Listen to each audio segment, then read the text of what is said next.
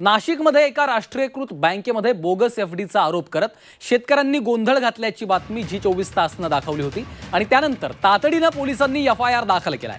आज दुपारी नाशिकमध्ये एका राष्ट्रीयकृत बँकेमध्ये शेतकऱ्यांचा गोंधळ पाहायला मिळाला।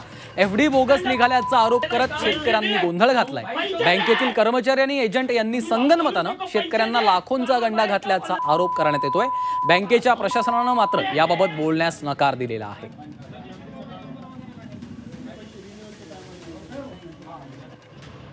त्यांना लक्ष देत नाही लोकांच्या। आपल्या रिन्युअलचे आपले ऑटो रिन्युअल होतील असं त्यांना वाटलेलं आहे आणि रिन्युअल दाखवलेले पण पैसे गायब आहेत।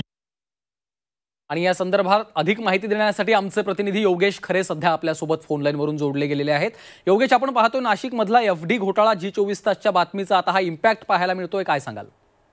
एफडी घोटाळा झाल्यानंतर अधिकाऱ्यांनी आता तातडीनं कारवाईला सुरुवात केली आहे। जी24 तासकडे जशी बातमी आली आणि जशी बातमी लागली त्यानंतर प्रशासनाने गेल्या 5-7 दिवसापासून सुरू असलेली चालढकल आता बाजूला केली आणि तातडीनं मनमाड पोलिसांमध्ये हा गुन्हा दाखल होऊन जवळजवळ 4 कलमानुसार 402, 463, 471 नुसार हा गुन्हा दाखल करण्यात आलेला आहे। बँकेतल्याच एका एजंटनं हा सगळा घोटाळा केल्याचं समोर आलंय। त्याप्रमाणे आता मनमाड पोलीस तपास करतात। निश्चितच धन्यवाद योगेश या सविस्तर माहितीसाठी।